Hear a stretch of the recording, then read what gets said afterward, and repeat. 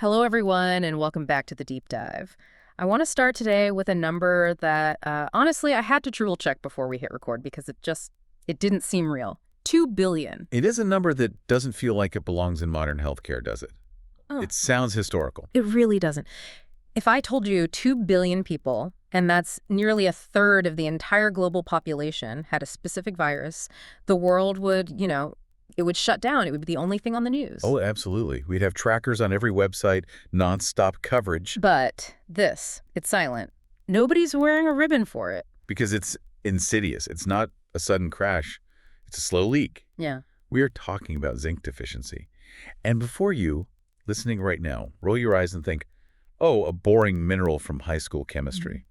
You need to understand something. Yeah. This is very likely the reason you feel tired all the time. Yeah. It's why your hair might be thinning, or why you can't seem to shake that cold that's been lingering for, 3 weeks now. And that's the thing. We treat the symptoms, right? We buy the extra strong coffee for the fatigue. We get the expensive volumizing shampoo for the hair. We take the cold medicine to get through the workday. Exactly. But we are completely ignoring the check engine light. And you've seen, thousands of patients over the last 15 years? Is epidemic too strong a word? If anything, I think it's an understatement. Yeah. In my clinic, I call it the great masquerader. People come in and they are convinced they have a thyroid issue or, early onset burnout or just bad genes. Right. Runs in the family. All the time. They'll tell me, I'm just getting old.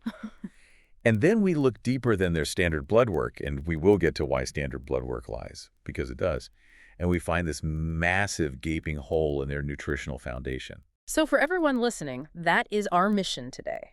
We are going to help you become a detective for your own physiology. We aren't just going to tell you to take zinc. We're going to explain the mechanics of why your body breaks down without it. I'm Mike, and my obsession is nutritional optimization, making the human machine run without friction. And I'm Carol, and I've been in the clinical trenches seeing these cases firsthand for years. I'm happy to be here. And I'll say this up front.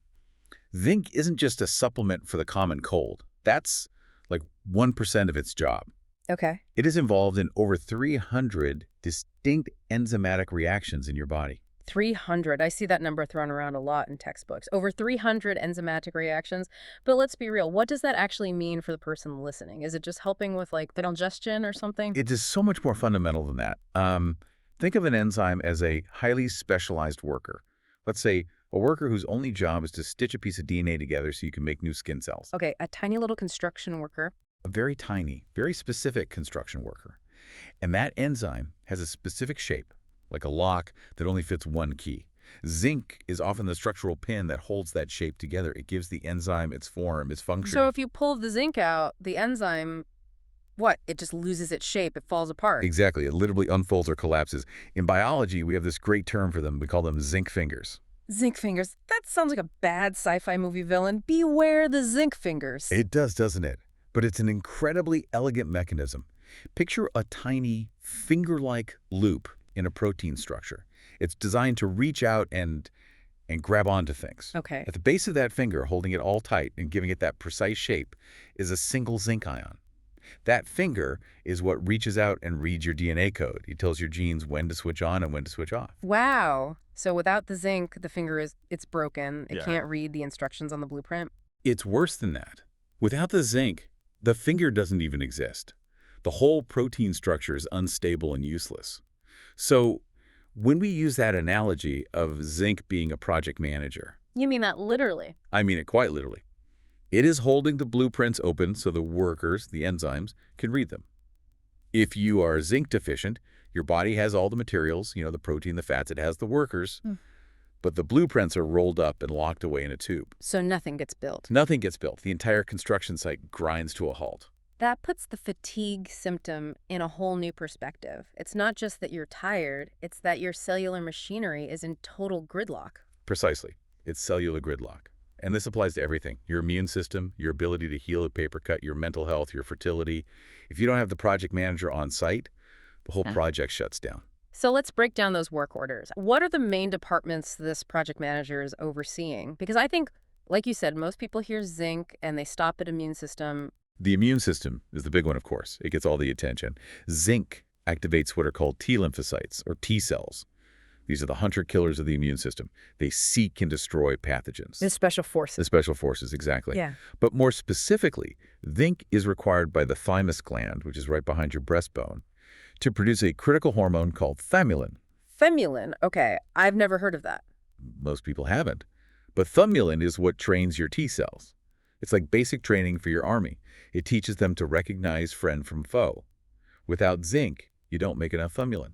So your T cells, they're untrained. They don't know who to attack. They're basically security guards asleep on the job. Or worse, they might get confused and attack your own tissues, which is the beginning of autoimmunity. Which explains why people with low zinc seem to catch every single thing that goes around. Their security team is just napping. Precisely. But then you have the next department, structural integrity. This is all about protein synthesis. You want to go to the gym and grow muscle. You need those zinc fingers to read the DNA that tells the muscle how to repair and get stronger. Huh. You want your skin to hold together and not sag or tear easily. You need zinc for collagen synthesis. Okay, collagen is a huge buzzword right now. Everyone is putting collagen powder in their coffee, in their smoothies. But you're saying without zinc, that expensive powder might not be doing what we think it's doing. It's like dumping a truckload of lumber on a job site with no carpenters. You can drink all the collagen you want, but zinc is the enzyme cofactor that's required to actually weave that collagen into a strong, flexible structure in your skin and joints. So you could be wasting your money on the expensive powder because you're missing the cheap mineral. In many, many cases, yes. Then we have what I call the blueprint function DNA synthesis itself. Every single time a cell divides in your body, which is happening millions of times a minute, it has to make a perfect copy of your DNA. Right. Zinc is structurally part of the enzyme DNA polymerase. That's the little machine that unzips and copies the genetic code. And if that machine is glitchy because it's missing a critical part, You get sloppy copies, mutations, or the process just stops. This obviously affects growth in children, but in adults it affects repair. If you exercise and tear muscle fibers, you need cell division to fix them. If you get a cut on your finger, you need rapid cell division to close the wound. it sounds incredibly high stakes. And I know we're going to get into the specific symptoms later, but I was surprised to see sensory on the list of functions in our notes. Yes, your taste buds and your smell receptors. This is fascinating. It's regulated by a very specific enzyme called carbonic anhydrase 6, and guess what it needs to work? I'm going to take a wild guess and say zinc. You guessed right. This enzyme promotes the growth and development of your taste buds. And you have to remember, taste buds are rapidly dividing cells. They turn over every 10 days or so. So you're constantly making new ones. You have to be. But if you can't make new ones because you lack the zinc for that enzyme, your sense of taste it dulls. It fades away. So if food starts tasting like cardboard, or you find yourself dumping hot sauce on everything just to feel something, you should check your zinc levels. It is often one of the very first clues. And finally, of course, reproductive health. It is the literal fuel for testosterone, and it's essential for fertility in both men and women. We'll get deeper into that. So just to recap, we have the project manager running security, which is immunity, construction, which is structural integrity, the blueprint office, DNA, the sensors for taste and smell, and the entire future of the company reproduction. It's a massive job. It is. It's one of the most important jobs in the whole body, and yet 17% of the global population is critically deficient. That's nearly 1 in 5 people walking around with a lazy project manager. That brings us to a really important question. Who are these people? I think there's a stereotype that malnutrition only happens in places with severe food shortages, but we see this in developed nations and affluent neighborhoods right here in the city, so who is really at risk? It's a great point. This isn't just about not getting enough calories. You can be eating plenty of food, even quote-unquote healthy food, and still be profoundly zinc deficient. In my practice, I see very distinct groups. The first one, and this often surprises people because they think they're doing the absolute right thing for their health, is vegetarians and vegans. Now hold on, I can hear the listeners screaming at their phones right now. But wait, I eat pumpkin seeds, I eat chickpeas, I eat pounds of kale. The labels say those all have zinc. And they do. They absolutely do have zinc. I'm not denying that the mineral is present in the plant. The problem is, plants also come with a built-in defense mechanism called phytates. Phytates. Okay, let's unpack this because it sounds like a chemical weapon. Think of phytates, or phytic acid, as a chemical handcuff. They are compounds found in grains, legumes, nuts, and seeds.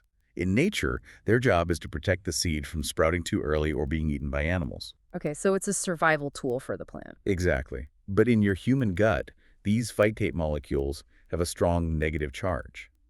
Zinc, being a mineral, has a positive charge.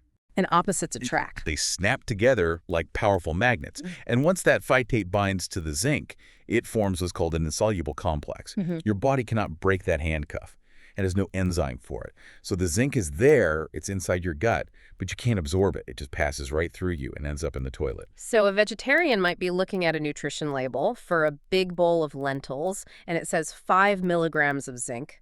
But in reality, they might only be absorbing, what, a fraction of that? Maybe 10 or 20% of that if they're lucky. It drastically, and I mean drastically, reduces the bioavailability. It's a huge problem. That is a crucial distinction. It's not just what you eat, it's what your body can actually use. Precisely. And that leads directly to the second high-risk group. People with any kind of digestive issue. If you have Crohn's disease, ulcerative colitis, celiac disease, even just chronic IBS or leaky gut, Right. your gut lining is inflamed. That lining is the factory floor where absorption happens. If the factory floor is on fire, the supplies can't get into the building. It doesn't matter how much you deliver. That makes perfect sense. And then there's a lifestyle factor that I think affects a lot of high performers, people who think they are living it up. And that's alcohol. Oh, alcohol is a double-edged sword for zinc. Yeah. It's actually more like a triple threat. First, chronic use damages the gut lining, just like we talked about, so you absorb less. Second, alcohol is a potent diuretic. It makes you pee a lot. A lot. And here's the real kicker. Alcohol specifically signals the kidneys to excrete zinc. It actively flushes zinc out of your blood and into your urine. So you're blocking absorption at the front door with gut damage, and you are actively throwing your existing stores out the back door with the kidneys. So the work hard, play hard crowd who are having a few drinks every night to unwind, they are likely just stripping their biological gears. Without a doubt, chronic alcohol consumption is one of the fastest ways to deplete your zinc stores. It's a major cause that I see in my clinic. And finally, what about age? Does age play a role? It does, at both ends of the spectrum. Yeah. As we get older, our stomach acid levels tend to drop. And you need strong stomach acid to ionize zinc from food to make it absorbable. Plus, older adults often just eat less meat, which is our most bioavailable source. Okay. And on the flip side, you have pregnant and breastfeeding women. Their absorption might be perfectly fine, but the demand from the growing baby is so massive that it can easily outstrip their intake. The baby is taking everything it needs to build its own DNA. So we have a very clear picture of the problem. We know what zinc does. It's the zinc fingers holding our biology together. And we know who is most likely to be missing it. But how do you know if you are the one missing it? Because like we said at the top, you don't get a low battery notification on your phone. You don't, but the body does send signals. It sends up flares. You just have to learn the language. In my clinical experience, there are 6 critical warning signs. If you have 2 or 3 of these, you really, really need to pay attention. Okay, let's go through them. The diagnostic detective work. Sign number 1. The weakened immune system. We touched on the T cells, but let's go deeper. Is this just, getting a sniffle in the winter? It's more than a sniffle. It's what I call the always sick syndrome. You know that person in the office who catches every single bug that goes around? Or the person who gets a cold and 2-3 weeks later, they are still coughing, still congested. The lingering cold, the one that just will not leave? That's the key indicator. A healthy immune system should engage, fight, and win within a few days. 5, maybe 7 days tops. If you are getting sick 3, 4, 5 times a year, or if your colds drag on for 10 days or more, that is a classic sign of low zinc. Your army is too slow to mobilize and not effective when it does. I was reading about a landmark meta-analysis from 2019 about this. The data is pretty compelling. It is incredibly compelling. They looked at the data across dozens of studies and found that if you take zinc acetate or gluconate lozenges within 24 hours of symptoms starting, It has to be that early. it has to be early to stop the virus from replicating. If you do that, you can reduce the duration of that cold by an average of 33%. 33%. That's the difference between being sick for 9 days and being sick for 6. That's huge in terms of productivity or just feeling human again. It is. And the mechanism isn't just about boosting T cells. The zinc ions themselves, when they're in your throat and nasal cavity from a lozenge, they actually physically block the receptor that the rhinovirus uses to dock onto your cells. So it's like putting gum in a keyhole. It's exactly like putting gum in a keyhole. The virus is there, but it can't get in. That's a great visual. Okay, sign number 2. This one. This one hits people in the vanity department, which Yeah. honestly is often what finally gets them to come see a professional. Hair loss. Yes. Mm-hmm. This is often the tipping point for my patients. They'll put up with the colds, they'll put up with the fatigue, but then they come in and say, my hair is falling out. I wash my hair and the drain is full. How much is too much, though? Because Yeah. everyone loses some hair. I find hair in the shower all the time. A normal amount is maybe 50 to 100 hairs a day.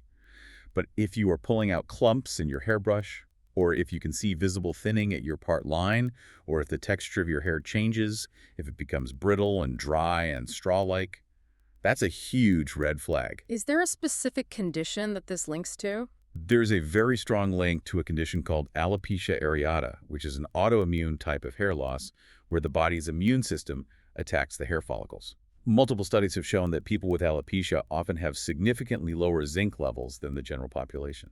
So why does the hair follicle care so much about zinc? The hair follicle is one of the most metabolically active parts of your entire body.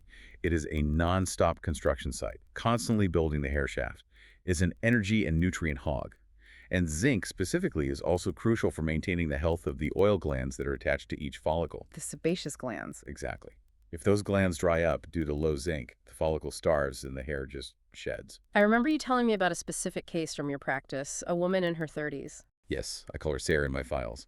She was 34, and she was devastated. She'd lost about 30% of her hair volume over the course of a single year. She had tried everything, special shampoos, silk pillowcases, scalp massages, you name it.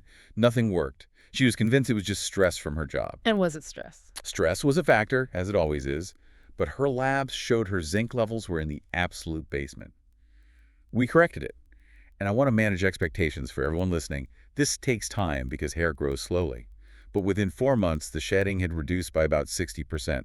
By 6 months, we could see new baby hairs growing in all over her scalp. That's incredible, just by fixing a single mineral deficiency. It wasn't some magic expensive drug. It's not magic, it's just biology. If you give the body the right bricks, Yes. it will build the house. Speaking of building, let's move on to sign number 3, skin and wound healing.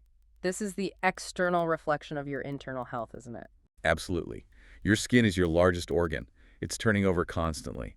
And if you don't have enough zinc to make new collagen and new skin cells, your skin is one of the first places you'll see a problem. So what are we looking for here on our skin? The classic sign is wounds that just won't heal. You get a little cat scratch or a paper cut, and 2 weeks later, it's still red and angry. It hasn't closed up properly. That's a complete failure of the cellular repair crew.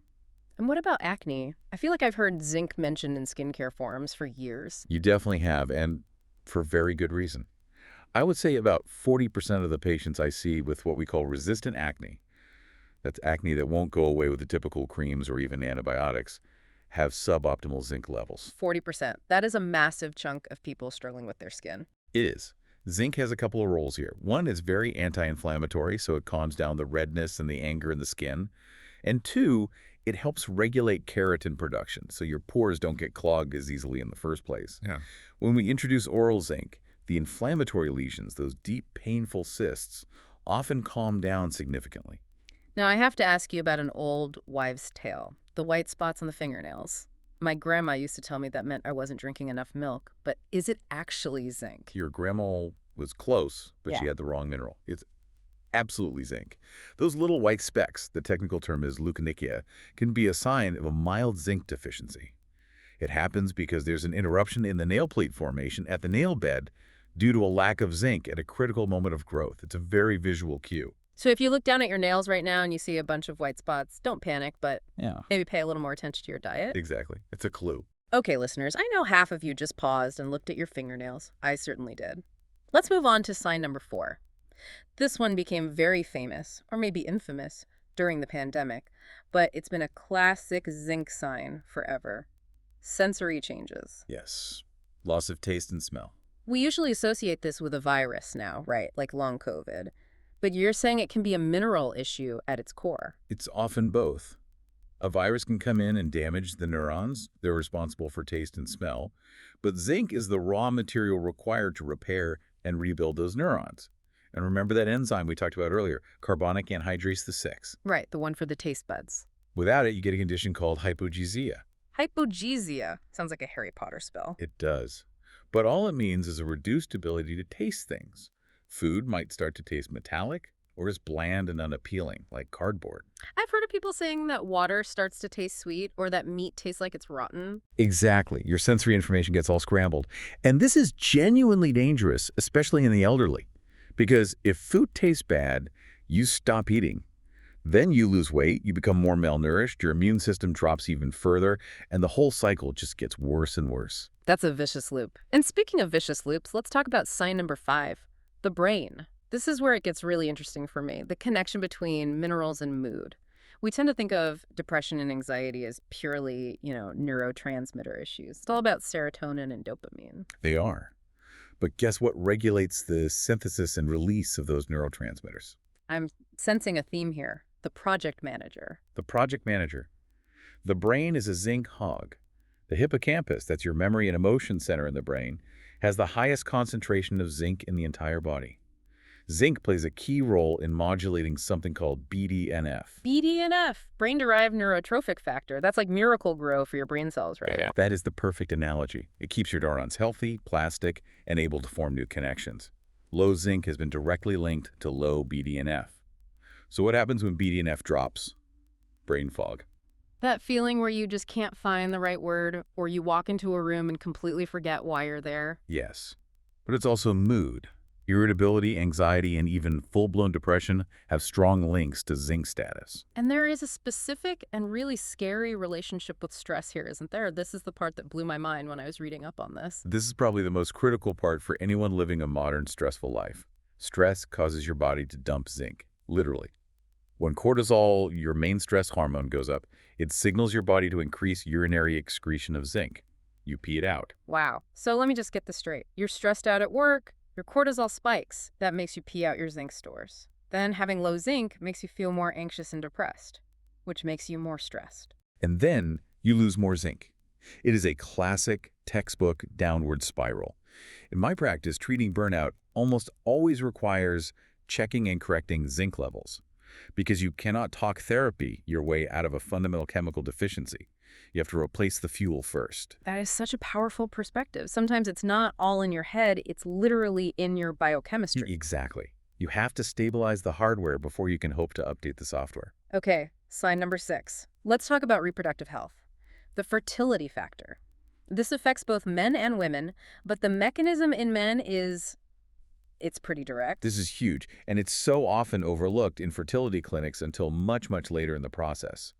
Zinc is absolutely critical for testosterone production. Specifically, it inhibits an enzyme called aromatase. Aromatase, what does that do? Aromatase is the enzyme that converts your precious testosterone into estrogen. So if you are low on zinc, that conversion process goes into overdrive. Your testosterone is literally turning into estrogen. Exactly, which is the last thing you want if you're trying to maintain male vitality and fertility. So for men, what are the specific symptoms we're looking for? Low libido is a big one, or erectile dysfunction. And crucially, poor sperm quality. Zinc is found in incredibly high concentrations in healthy sperm. It acts as a kind of shield, protecting the delicate DNA inside the sperm's head from oxidative damage. Okay. If zinc is low, you get lower sperm counts, you get poor motility, meaning they don't swim well, and you get fragmented DNA, which can lead to miscarriages. And for women, what's the role there? For women, it's all about the maturation of the eggs and regulating the hormones of the menstrual cycle. It's involved in the synthesis of FSH and LH, the two key hormones that drive ovulation.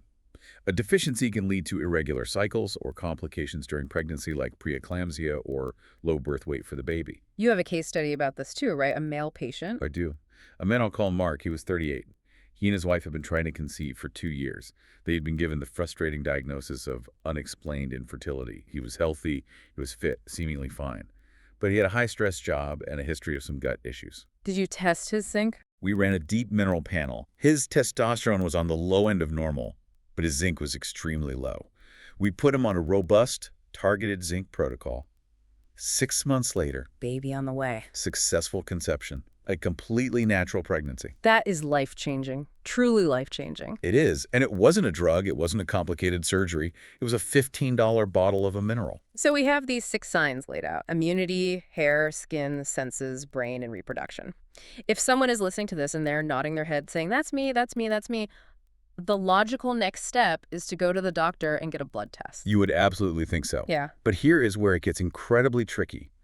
This is the big trap. Uh-oh. Why can't I just trust the lab report that comes back? Because if you go to your GP and ask for a zinc test, they will, with the best of intentions, almost certainly order a serum zinc test. And that test, it can lie to you. How can a blood test lie? It's measuring what's in my blood. That seems pretty straightforward. It's measuring what is in your blood right now, at this very moment.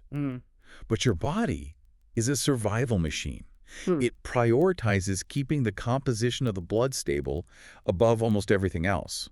It has to keep your heart beating and your pH balanced. Okay. So if your dietary intake of zinc drops, your body will panic. It will rob zinc from your bones, from your hair follicles, from your liver, and your muscle tissue to keep that blood level looking perfectly normal, So your blood test can look perfect. while your cells and tissues are literally starving. The zinc in your serum represents less than 0.1% of the total zinc in your entire body. It is the absolute last thing to drop. By the time your serum zinc shows up as low on a lab report, you have been deeply chronically deficient for a very long time. That is terrifying. It's like checking your bank account balance to see if you're rich, but not realizing you've sold all your furniture in your car just to put that cash in there for a day. That is a perfect analogy. You have cash on hand, but you have no assets. You are functionally bankrupt, but the ATM receipt says you have 20 bucks. So what is the better option? If the standard test is that flawed, what should we be asking for? There are a couple of much better indicators. One is to ask for an RBC zinc test. That stands for red blood cell zinc. This test measures the zinc inside the cell, not just floating in the plasma. And why is that better? Since your red blood cells live for about 3 to 4 months, this gives us a much better weighted average of your zinc status over time. It's far more stable and a much truer reflection of what's in your tissues. Okay, RBC zinc. Write that down, folks. Another really good clue can be found on a standard enzyme test called alkaline phosphatase, or ALKPHOS. It's usually on a routine metabolic panel that you get at your yearly physical. Doctors typically use it to check on liver or bone health. Right, I've seen that on my reports. But here is the clinical secret. Alkaline phosphatase is a zinc-dependent enzyme. So if you don't have enough zinc, your body can't make the enzyme. Exactly. So if that number in your report is consistently low, say below 60 or 70, it is a very, very strong hint that you have a functional zinc deficiency, even if your serum zinc looks totally normal. So you have to be a bit of detective. You have to look at the constellation of symptoms, the hair, the colds, the taste, and then you combine that with the right kind of testing. You can't just rely on one number. Exactly. You always treat the patient, not just the lab value. All right, so we've identified the problem. We know how to spot it. Now let's get to the good part and fix it. Part 4, the solutions. And I know you always say food first. Always. Food is information for your body. Supplements are fantastic tools, but food is the foundation. You can't out-supplement a bad diet. It just doesn't work long-term. So who is the king of zinc? The undisputed heavyweight champion of the food world. There is one clear winner, and nothing else is even in the same league. It's oysters. The oysters. I feel like you either love them or you hate them. To me, they kind of look like snot on a rock. But you're telling me I need to learn to eat them? You don't have to, but just look at the numbers. A single 3-ounce serving of cooked oysters has about 74 milligrams of zinc. That is 673% of your recommended daily value. Wow. So one serving of oysters is basically a superdose supplement from the sea. Pretty much. Yeah. If you can manage to eat oysters once a week or even a couple times a month, you're probably never going to be zinc deficient. It is the most nutrient-dense source of zinc on the entire planet. Okay, but for the people who just can't do the texture, Yeah. what are the runners-up? Red meat is the next best thing. Beef, lamb, bison. After that, you have other seafood like crab and lobster, then pork. The key here is that animal-sourced zinc is bound to amino acids, which makes it incredibly bioavailable. Your body has a direct express lane for absorbing it. No phytates to get in the way. And we have to circle back to the vegetarians and vegans. We talked about the plant problem with phytates. Does that mean that they're just doomed to be deficient? Not at all. Not doomed. But they have to be strategic. You can't just eat raw trail mix and canned beans and expect to get your minerals. You can eat pumpkin seeds, chickpeas, cashews. They all have zinc. But you need to hack your food to lower those phytates first. How do you do that? How do you break the chemical handcuffs? With traditional food preparation methods that our ancestors knew instinctively, soaking, sprouting, or fermenting. If you take your beans or grains and soak them overnight in warm water with a little bit of lemon juice or apple cider vinegar, Okay. you activate an enzyme that's naturally present in the seed called phytase. And phytase breaks down the phytates. Exactly. It unlocks the handcuffs for you. You can boost the zinc absorption from chickpeas by up to 50% just by soaking them before you cook them and make your hummus. That is a huge tip. It's that traditional cooking wisdom that we kind of forgot in the age of the Instant Pot and, just opening a can. Exactly. It's the same reason real sourdough bread is better than standard yeast bread. The long fermentation process breaks down the phytates in the wheat. So eat real sourdough, soak your beans and nuts. It makes a world of difference. Got it. Now let's talk supplements, because sometimes food isn't enough, especially if you're in a deep deficit and you really need to refill the tank quickly. You walk into the pharmacy and there are 20 different bottles on the shelf. Zinc oxide, zinc citrate, zinc picolinate. It's completely confusing. It is very confusing. Yeah. And I'm going to simplify it for everyone right now. Not all forms of zinc are created equal, not even close. So which one should we be grabbing off the shelf? If you want the absolute best absorption, the gold standard, you should look for zinc picolinate. In this form, the zinc is chelated or attached to picolinic acid, and that picolinic acid acts like a VIP pass to get the zinc across your gut lining and into your cells. Picolinate. Okay, got it. Zinc citrate is also a very good option. It's affordable, and it absorbs reasonably well. If you are taking it for a cold, specifically you want to look for zinc gluconate or zinc acetate in a lozenge form. That's because you want it to dissolve in your throat to fight the virus directly in those tissues. And is there a do not buy list, a form we should avoid? Yes, avoid zinc oxide. That's the white stuff in sunscreen, right? It is, and it's often what you find in cheap, low-quality multivitamins because it's cheap to manufacture, it is incredibly poorly absorbed by the gut, it's basically insoluble, you are mostly just flushing it down the toilet, so it's a complete waste of money for you. Good to know.